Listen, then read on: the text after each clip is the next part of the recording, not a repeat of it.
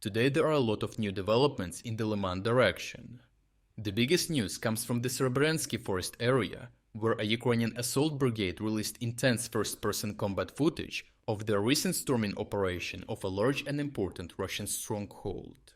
The Serebryansky Forest is the underbelly of the large battle up north, where Russians are attempting to eliminate the Ukrainian bridgehead on the Zherebets River and advance up to Liman.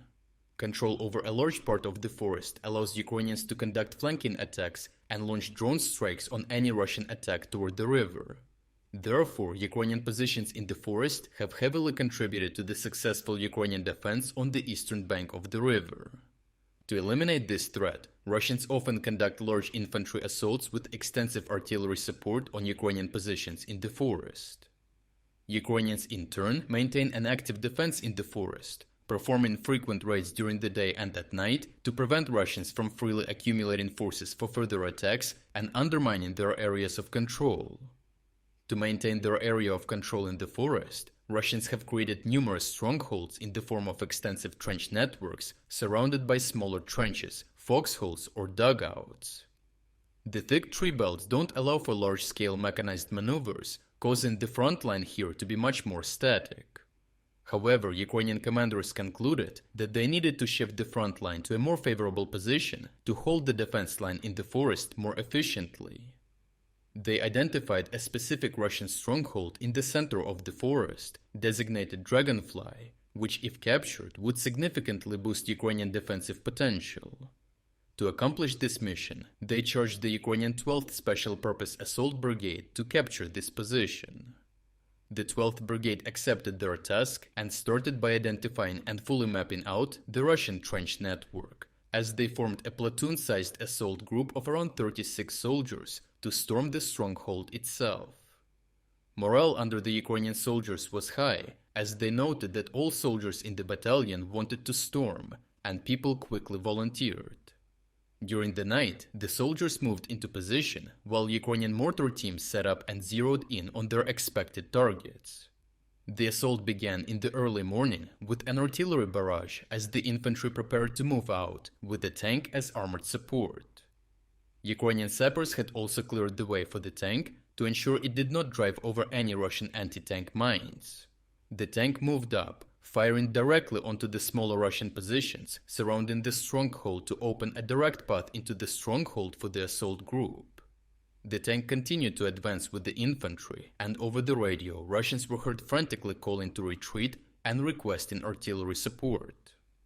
A Ukrainian soldier stated that they had surprised the Russians with this assault and that their artillery was likely still sleeping or otherwise unready to provide fire support for the Russian defenders. At that point, the Ukrainian tank was hit by a Russian anti-tank weapon, putting it out of action and leaving the Ukrainians without armored support.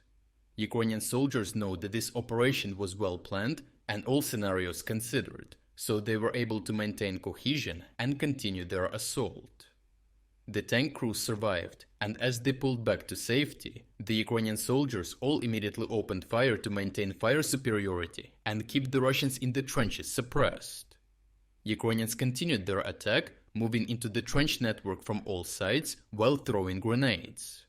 During the assault, the extensive planning of Ukrainians became more evident, as all trenches were mapped and designated beforehand, which led to efficient and direct communication with their commander.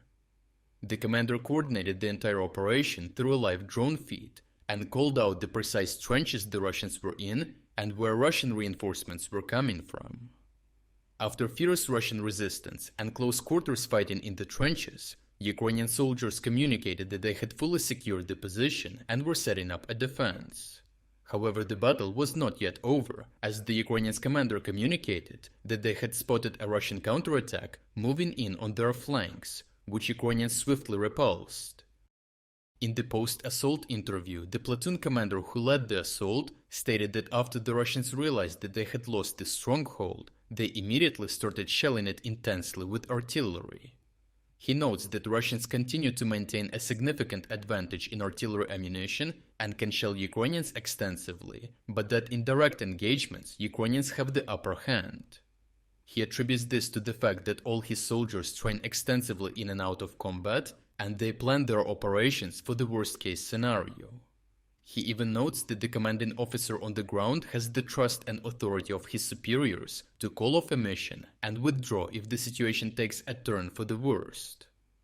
Overall, the mission to capture the Russian stronghold was a success. Tactically, Ukrainians surprised the enemy early in the morning, maximizing their firepower and continuing to maintain fire superiority once their tank support was knocked out. In the strategic sense, Ukrainians were able to fight off the Russian counterattacks and expand their own zone of control, providing some much-needed relief for Ukrainian positions on the outermost flanks of the forest. If you're against the invasion of Ukraine and you want to support the work that I am doing, consider making a purchase in the online store UA Supporter. Here you can find a lot of products with Ukrainian symbols to not only show your support for this channel, but also for Ukraine. The link to the online store is in the description. Thank you for watching this report, and I will see you in the next one.